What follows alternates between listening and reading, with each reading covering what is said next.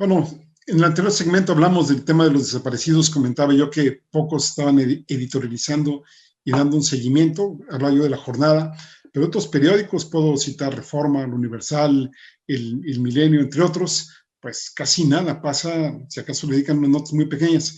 Pero bueno, ya me reclamaron aquí y por supuesto Rompeviento sí que le ha dado seguimiento a este tema y por lo cual me congratulo mucho pues, de estar aquí colaborando.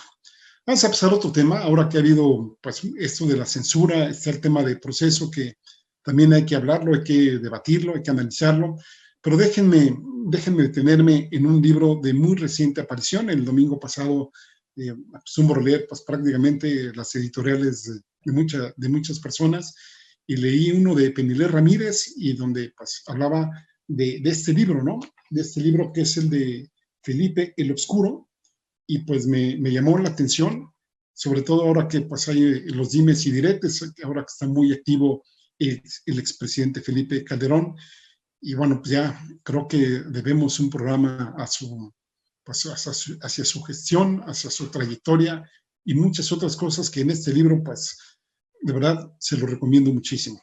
El libro es de esta periodista argentina, Olga Warnat, se llama Felipe el Obscuro, el libro prohibido durante el gobierno de Calderón, secretos, intrigas y traiciones del sexenio más sangriento de México, ¿no? Hoy, precisamente, en la columna de Galván Ochoa, ahí recoge un Twitter precisamente de Olga Warnat que dice: tengo el libro, tremenda portada, comenzó la distribución en México, tiempo de revancha, pues, @Felipe Calderón, de nada te sirvió amenazarme y perseguir a mi familia, asistente, fuentes y amigos. Soy una sobreviviente y tengo lo que careces: fortaleza y ética y memoria. #Felipe el Obscuro. Uf, no, imagínense, pues, cómo no va a leer uno una obra de esta naturaleza con este tipo de entradas y con bueno, con todo lo que hay ya de antecedentes, ¿no? De esto. Recordemos nada más brevemente, Felipe de Jesús Calderón Hinojosa nació el 18 de agosto del 62 en Morelia, Michoacán. Es hijo de María del Carmen Hinojosa y de Luis Calderón Vega. Luis Calderón Vega vivió de 1911 a 1989, también de Morelia. En 1979 fue uno de los fundadores del PAN, fue secretario general de ese partido, contendió 7 veces por una diputación y solo llegó a una por la vía de la representación proporcional. Escribió Memorias del PAN, por lo que se le considera el principal cronista de ese partido político en su momento. Tuvo 5 hijos, entre ellos el menor, que pues, es Felipe Calderón, que, bueno, el papá de Felipe Calderón renunció al PAN en 1981 cuando entraron empresarios que ya estaban ahí politizándose, y fue justamente cuando ingresó Felipe Calderón. Calderón pues, ha sido diputado de la Asamblea de Representantes del Distrito Federal entre el 88 y el 91, secretario general del PAN del 93 a 95, presidente del PAN de 96 a 99, diputado plurinominal por el PAN de 2000 a 2003, que fue el único de las veces que contendió en que pudo obtener algo, me refiero por la vía de la votación. Para algunos esto no es que él haya competido directamente, sino pues que le tocó, digamos, como parte proporcional, ¿no? Fue director general de Banobras, del banco, lo que se conoce como Banco Nacional de Obras y Servicios Públicos, del 12 de febrero al 2 de septiembre de 2003, secretario de Energía con Vicente Fox, del 2 de septiembre al 1 de junio de 2004, y pues un presidente más que cuestionado por algunos, aunque pues, siempre tiene un pequeño sector o un cierto sector, déjenme quitarle el pequeño, un cierto sector que lo apoyó y lo sigue apoyando desde mi gusto, desafortunadamente, porque me parece que ha sido uno de los presidentes que más daño le ha ocasionado al país. Y bueno, pues Felipe Calderón abandonó precisamente al Partido Acción Nacional en noviembre de 2018, pues buscando nuevo aire. Entonces, déjenme leer algunos párrafos de este libro. Van a ser los primeros, ya por ahí en varios medios de comunicación, por ejemplo, los periodistas de Álvaro Delgado y su compañero citaron el capítulo 3. Déjenme compartir con ustedes el inicio, ¿no? Básicamente lo que podríamos considerar, bueno, la introducción, aunque Olga Warnat lo pone como notas personales. Dice: antes del medianoche del 10 de noviembre de 2011, sonó el teléfono y atendí por inercia. Buenas noches, Olga. Llamo desde un celular encriptado, podemos hablar tranquilos. Voz de Felipe Zamora Castro, subsecretario de Asuntos Jurídicos y Derechos Humanos de la Secretaría de Gobernación, el funcionario a cargo de la investigación por las amenazas que recibía desde hace meses, sonó extrañamente tranquilizadora. Hablamos casi todas las noches desde que me vi obligada a salir de México para escapar de la muerte. Aquí Olga Warnat se refiere a que salió del país y se fue, tengo entendido, a Estados Unidos. Amenazaron a mi hija. Estoy muy angustiada. Está embarazada y dicen que la van a matar a ella y a su bebé. Tienen sus datos privados, conocen sus movimientos, que me amenacen a mí, pero que no se metan con mis hijos. Por favor, necesito saber quiénes son. Le dije casi sin respirar, con angustia y rabia. Olga, entiendo lo que estás viviendo. Yo también tengo hijos.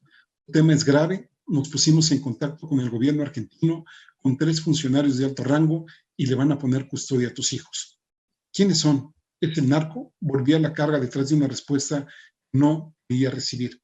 No, no son ellos. Esto es de adentro, respondió. ¿De adentro del gobierno? ¿Quiénes? Insistí. García Luna, de ahí viene, confesó después de un breve silencio. Salí al balcón. La noche se abría angustiante frente a mis ojos. No supe qué más decir. Tenía muchas dudas sobre la seguridad del teléfono del que me llamaba, tantas como preguntas. Respiré profundamente y le agradecí por la llamada y la información. Tenía indicios de que Genaro García Luna y sus siniestros policías, dueños de la tecnología más sofisticada y poderosa, amos del espionaje ilegal y el crimen, estaban detrás. Mis fuentes, tanto fuera como dentro del gobierno, lo señalaban sin pronunciar su nombre. Mi intuición reconocía su identidad. Pero nunca tuve tanta seguridad como aquella noche de otoño, cuando Felipe Zamora, quién sabe por qué razón, pronunció su nombre sin disfraces. Cuenta conmigo, estoy a tu disposición para lo que necesites. Te marco mañana a esa misma hora, avisó y se despidió. Esta fue la última vez que escuché su voz. A la mañana siguiente, un amigo me dio la noticia. El helicóptero en el que viajaba Felipe Zamora, junto a Francisco Blake Mora, el secretario de Gobernación, y 5 personas más, se había estrellado contra un cerro en un paraje solitario de Chalco, en el Estado de México. Están todos muertos, me dijo alarmado. Quedé en shock, colgué. Tenía un hueco en la boca del estómago. Las amenazas se incrementaron. Ese día recibí 4, una más violenta que la otra y varias llamadas telefónicas. Preguntaban quién era y no respondía. En una de esas llamadas se escucharon risas. No sabía qué hacer. Sin embargo, me esforzaba por continuar. Estaba desesperada por pisar tierra firme, por recuperar mi eje.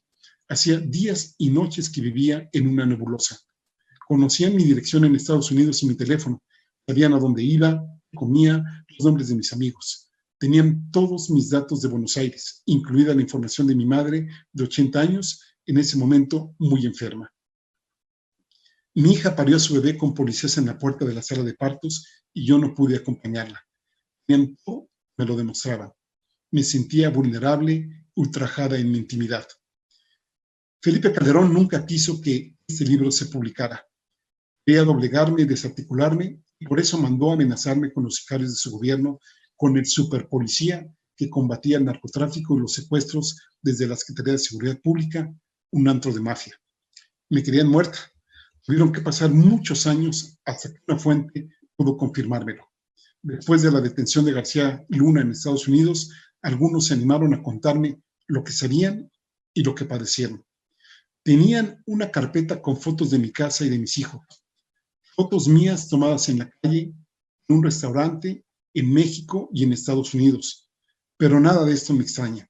Desde 2006 hasta 2012, cada vez que llegaba al Aeropuerto Internacional de la Ciudad de México, la Policía Federal me quitaba el pasaporte y me encerraba en una habitación sin baño y sin teléfono. Por orden de arriba, decían. Agregaban que mi pasaporte estaba clonado por el narco y siempre tenían que checar. Una noche llegué en un vuelo de copa que aterrizó a las 23 horas y estuve más de 3 horas en ese cubículo inmundo. Me dejaron ir entre risas y burlas a las 2:30 de la madrugada. No fui la única. Muchos periodistas, mujeres y hombres honestos y luchadores vivieron lo mismo que yo, incluso muchas cosas peores. Algunos aún están, 144 fueron asesinados y las investigaciones se pierden en un océano de impunidad sexenio tras sexenio. El periodista Jesús Blancornelas afirmaba que las amenazas y los asesinatos de periodistas son ordenados desde el poder y se callan porque son cómplices o protegen a alguien. El legendario fundador del Seminario Z de Tijuana, al que tuve el privilegio de conocer hace muchos años, ya exiliado en Estados Unidos y con el cuerpo hecho un colador de los balazos que recibió en un atentado, tenía razón. Nos piden pruebas, no tenemos pruebas, pero tenemos indicios y es suficiente. Los periodistas tenemos que ir adelante de la policía y del gobierno, que investiguen ellos y aclaren los crímenes y amenazas, me dijo el maestro. Hasta aquí dejo la lectura del inicio de este libro. Vamos a hacer una pausa y regresamos a leer sus comentarios. Ahora volvemos.